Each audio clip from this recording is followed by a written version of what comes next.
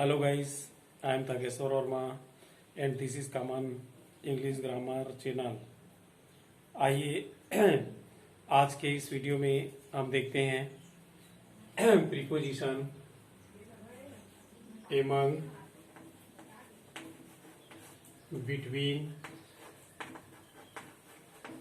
और एमंगस्ट, इन तीनों का प्रयोग हम किस तरह से करते हैं, क्या इनमें अंतर होता है ना, कहाँ कहाँ पे प्रयोग करना चाहिए और इनके सेंटेंसों का स्ट्रक्चर किस तरह से रहता है ना, इसके बारे में हम देखते हैं। तो इसके पहले हम देखते हैं कि इंग्लिश में प्रीपोजिशन का एक अलग ही स्थान है ना। प्रीपोजिशन के बगैर आप पूर्ण वाक्य तो व्यक्त कर सकते हैं मगर वाक्य को डेकोरेट नहीं कर सकते, है ना। अंग्रेजी में की प्रीपोजिशन है जो क्रमशः में, पर, से, तक इत्यादि कारक चिन्हों के लिए प्रयुक्त होते हैं। इनमें से विथ है, बाई है, सिंस है, फॉर है, टू है, इन टू है ना, इन है, एट है इत्यादि प्रमुख है ना। इन्हीं में से दो जो प्रीपोजिशन है, तीन प्रीपोजिशन है, बिटवीन है, एमंग है और एमंगेस्ट है। इसका भी स्थान बहुत महत्वपूर्ण है ना। इनके कॉन्सेप्ट को हमको समझना बहुत जरूरी है ना। किन नियमों में हम इसका इस्तेमाल करते हैं, इनकी भी भूमिका कुछ कम नहीं है ना। अंग्रेजी के वाक्यों में जब बात आती है बीच के अर्थ में तब हम इसका प्रयोग करते हैं, है ना। बीच के अर्थ में होता है ना। इसका मतलब होता है हिंदी में हम क्या लेते हैं अर्थ में, और ये किस में प्रयुक्त किया जाता है, बीच में, है ना। अब बीच में अलग अलग बीच में होता है, देखिए किस तरह से, एमंग, बिटवीन, एमंगेस्ट, है ना। एमंग और एमंगेस्ट एक ही है, एक ही जैसे है, लेकिन थोड़ा सा इसमें डिफरेंस है, लास्ट में इसको बताएंगे। सबसे पहले हम देखते हैं कि बिटवीन का प्रयोग हम किस तरह से करते हैं, है ना। सबसे पहला हम देखते हैं बिटवीन का प्रयोग, बिटवीन का प्रयोग देखते हैं, है ना। बिटवीन का प्रयोग हम किसके लिए करते हैं, दो के बीच के अर्थ में करते हैं हम, है ना। जब दो के बीच के अर्थ में करेंगे, है ना, दो के बीच के अर्थ में करेंगे, दो के बीच में कोई वस्तु या व्यक्ति के बीच में कोई अन्य वस्तु या व्यक्ति होती है, तब हम इसके लिए किसका प्रयोग करते हैं, बिटवीन का प्रयोग करते हैं, है ना। बिटवीन का प्रयोग हमेशा दो के बीच के अर्थ में किया जाता है। जैसे एक एग्जांपल देखिए, है ना, the money was divided, the money was divided between my two sons, है ना। अब यहाँ पर हमको ध्यान देने लायक बात है कि दो के बीच में, है ना, दो के लिए करते हैं तो यहाँ पे बिटवीन आया हुआ है ना। इसके बाद क्या आया है, टू सन्स, है ना। इसका अर्थ होता है कि धन बांटा गया, है ना, मेरे दो पुत्रों के बीच में, है ना। दो पुत्रों के बीच में धन क्या किया गया, बांटा गया, ठीक है। मेरे दो पुत्रों के बीच में धन बांटा गया, है ना। अब दो के बीच के अर्थ में हम इसका प्रयोग करते हैं। एक और प्रयोग देखते हैं, द बुक्स आर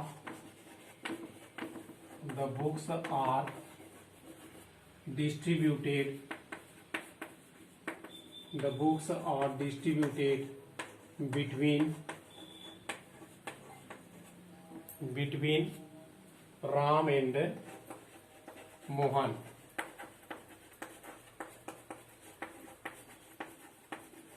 है ना। तो हम क्या लिखेंगे, राम एंड मोहन, है ना। तो यहां पर हम देखते हैं द बुक्स, यहाँ पे देखिए the books are distributed between Ram and Mohan, दो व्यक्ति दिए हैं, दो नाउन दिया है इसमें, है ना, दो नाउन दिया है। तो ये अलग अलग नाउन है और इनके बीच में हम क्या लगाते हैं, एंड लगाते हैं, है ना। तो इसके जब भी हम बिटवीन का प्रयोग करेंगे तो इसके संदर्भ में ये नियम याद रहे कि जब बिटवीन का प्रयोग किया जाता है और जब दो नाउन या प्रोनाउन आता है तो उसके बीच में हमको एंड लगाना जरूरी रहता है ना। एंड हमको लगाना ही पड़ेगा, है ना। और यदि ये दो नाउन या प्रोनाउन नहीं आते हैं तो क्या आएगा उसमें, टू, ये न्यूमेरल एडजेक्टिव नाउन के पहले आएगा, है ना। और नाउन का कौन सा फॉर्म यूज करेंगे, टू के साथ में प्लूरल फॉर्म यूज करेंगे, है ना। जैसे यहाँ पे देखिए पहला नंबर का सेंटेंस और ये क्या है, दूसरा नंबर का सेंटेंस है। पहला नंबर के सेंटेंस में क्या बताया जा रहा है, the money was divided between my two sons, है ना। यहाँ पे पैसा धन जो है बांटा गया मेरे दो पुत्रों के बीच में, है ना। तो यहाँ पर टू एक न्यूमेरल एडजेक्टिव आया हुआ है और इसके बाद नाउन आया हुआ है ना। और यहाँ पे देखिए the books are distributed between Ram and Mohan, यहाँ पे दो नाउन आया है। तो जब दो नाउन या प्रोनाउन आए है ना बिटवीन वाले सेंटेंसों में, तो उसके लिए एंड लगाना है। और अगर ये नहीं आता है तो हमको क्या लिखना है, टू एक न्यूमेरल एडजेक्टिव के बाद नाउन या जो भी है उसको लिखना है ना। टू नाउन्स लिखेंगे, है ना। यहाँ पे नाउन का प्लूरल नंबर लिखेंगे, ठीक है। तो इस तरह से हम बिटवीन का प्रयोग करते हैं, है ना। और एमंग का प्रयोग हम और कैसे करते हैं, एमंग का प्रयोग कैसे करेंगे। एमंग का जो प्रयोग है वह दो से अधिक के बीच के अर्थ में करते हैं हम, है ना। दो व्यक्तियों या वस्तुओं से अधिक के बीच के अर्थ में एमंग और एमंगिस्ट का प्रयोग करते हैं, है ना। एमंग और दूसरा नंबर है एमंगस्ट, है ना। ये क्या होता है, दो से अधिक के बीच में, दो से अधिक के बीच में, है ना। दो से अधिक के बीच में हम किसका प्रयोग करेंगे, एमंगिस्ट का प्रयोग करेंगे, एमंग और एमंगिस्ट का, है ना। तो इसमें एग्जांपल देखते हैं, द मनी वास, है ना। क्या देखिए example, the money was divided among my 4 sons, है ना। यहाँ पे देखिए एमंग वाले सेंटेंसों में धन बांटा गया मेरे 4 पुत्रों में, है ना। तो यहाँ पे एमंग वाले सेंटेंसों में क्या होगा, 4 पुत्रों में बांटा गया है ना। दो से अधिक के बीच में हुआ धन बांटा गया है ना। तो इस कारण इसमें किसका प्रयोग करेंगे, एमंग का प्रयोग करेंगे। और एमंगेस्ट भी सेम होता है ना। The money was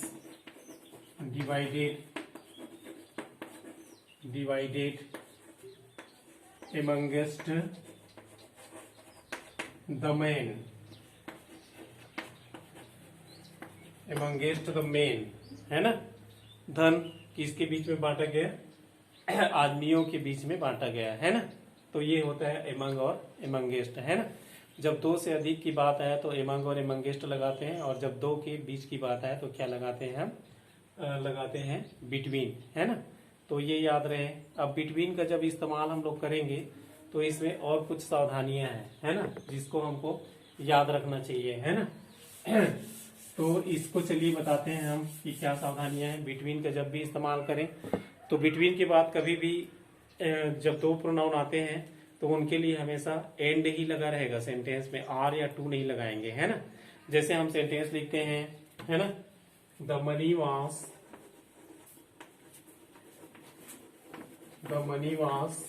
divided,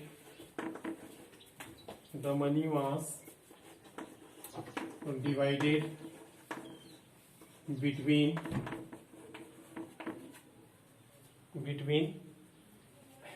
Ram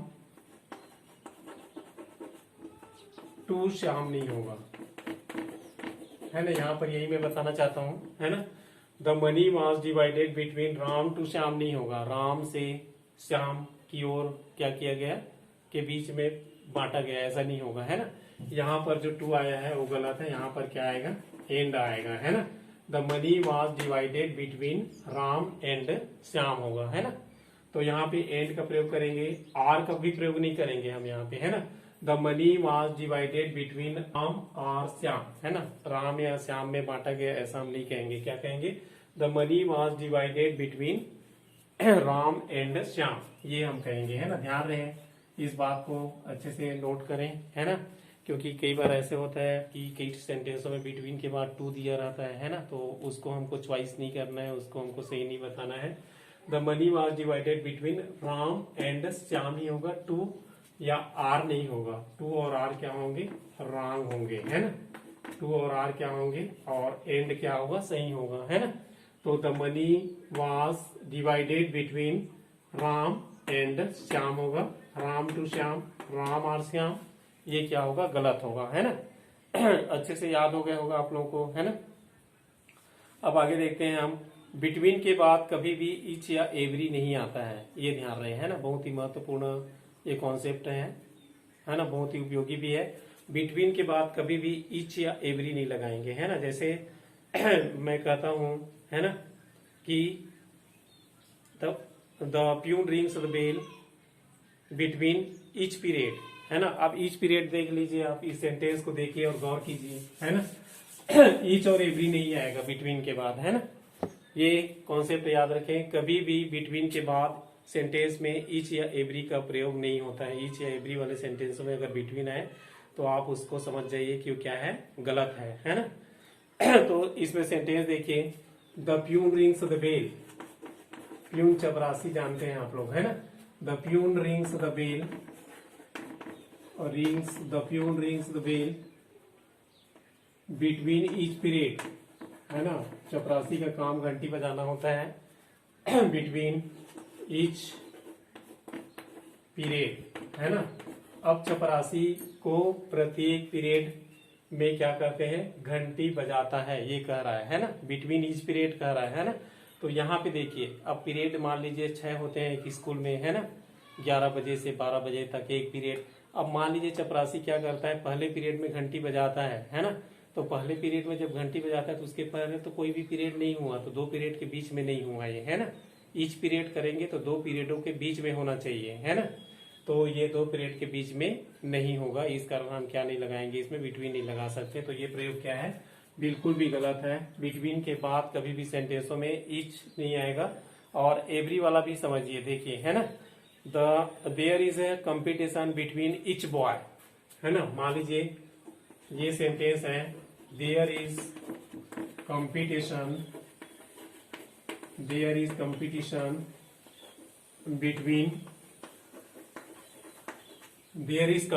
between every boy.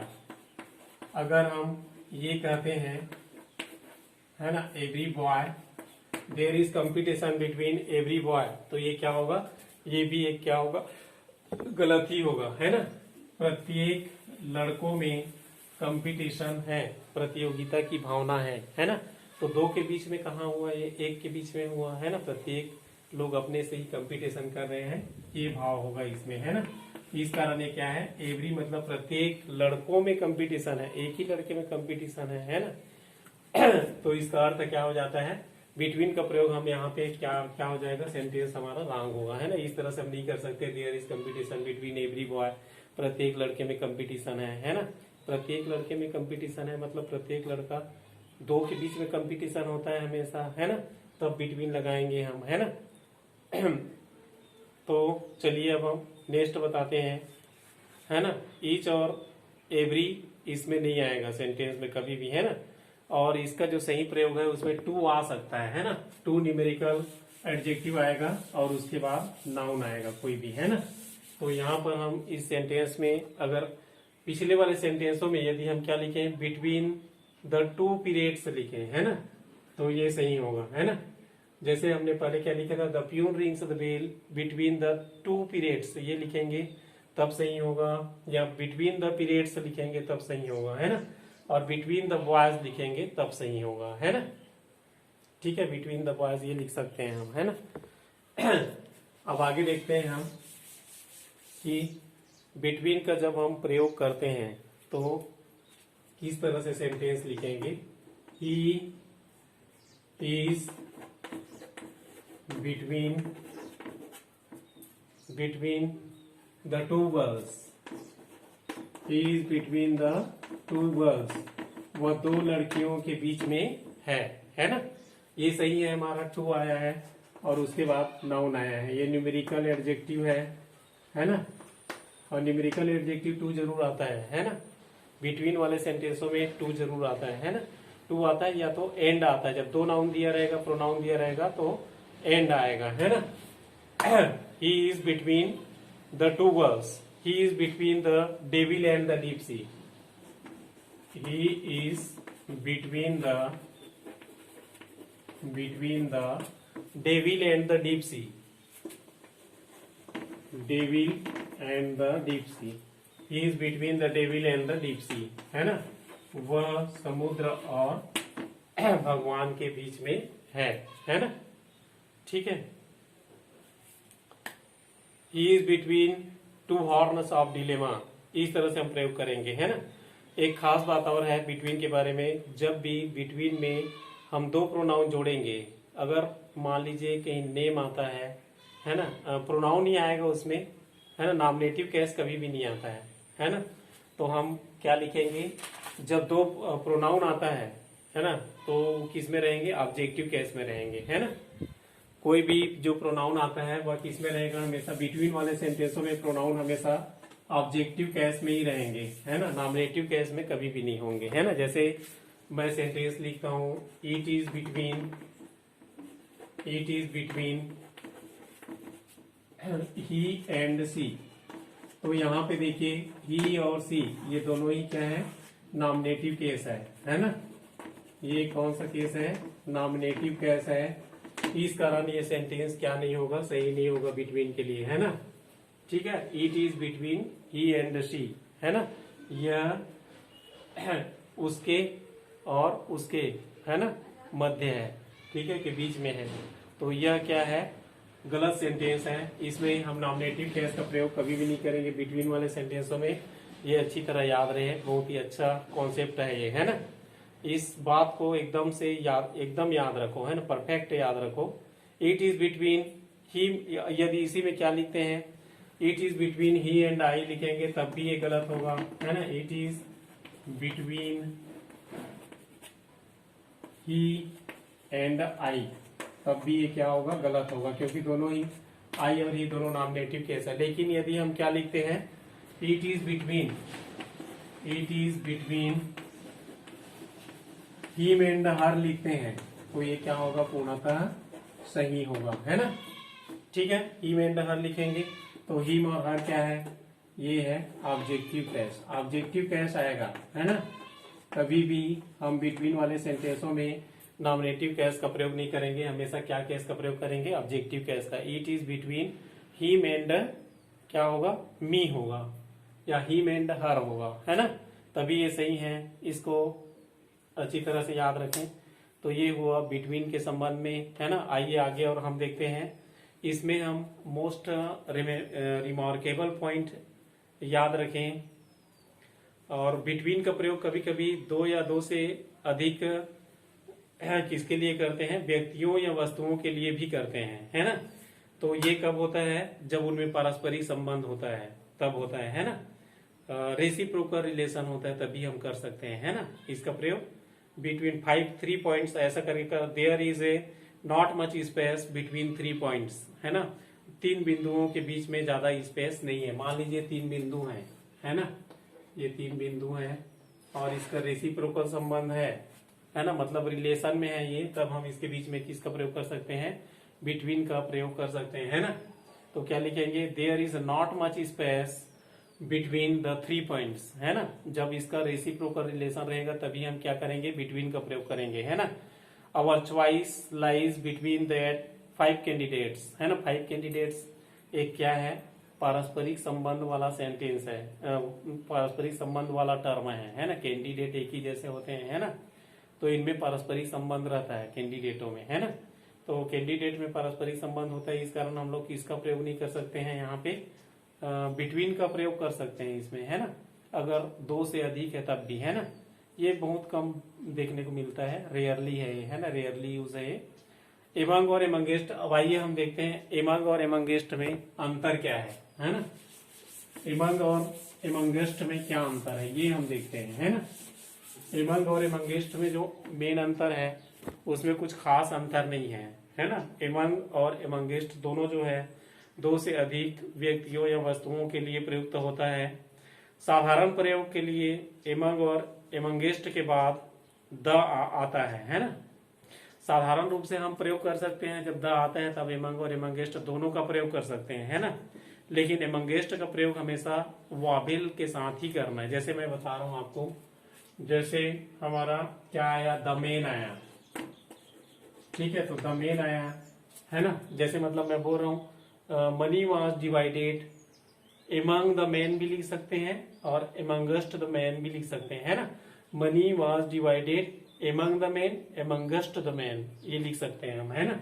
Money was divided among the man, amongst the man. तो तो द आता है तो उसके स्थान पर हम किसका प्रयोग कर सकते हैं, एमंग का प्रयोग कर सकते हैं, और साथ ही किसका भी प्रयोग कर सकते हैं, एमंगस्ट का भी प्रयोग हम कर सकते हैं, है ना। एमंग, एमंगेस्ट द मैन, है ना। जब नाउन के पहले द आए तो हम लोग क्या लिखेंगे, एमंग और एमंगेस्ट दोनों लिख सकते हैं, है ना। दोनों में अंतर है, ये मेन अंतर है ना, डिफरेंस, पॉइंट ऑफ डिफरेंस है, एमंग, एमंगेस्ट द मैन।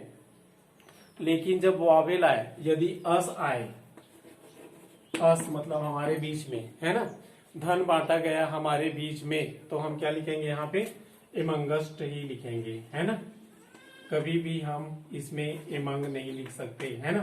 तो यदि यहाँ पर वावेल आए वावेल साउंड आए, है ना, तो हम क्या लिखेंगे वहां पर, एमंगेस्ट ही लिखेंगे, है ना। मनी वाज डिवाइडेड एमंगस्ट अस, है ना, ये लिखेंगे हम, है ना। धन बांटा गया हमारे बीच में, ये याद रहे, बहुत ही अच्छा कॉन्सेप्ट है ये। एमंग और एमंग के बीच के डिफरेंस को बताता है, एमंग और एमंग में अंतर हमको पता होना चाहिए, है ना। एमंग और एमंगेस्ट दोनों एक ही है, लेकिन एमंग और एमंगेस्ट का प्रयोग हम लोग कब करेंगे, जब द आता है तो दोनों का प्रयोग कर सकते हैं हम, और जब क्या आता है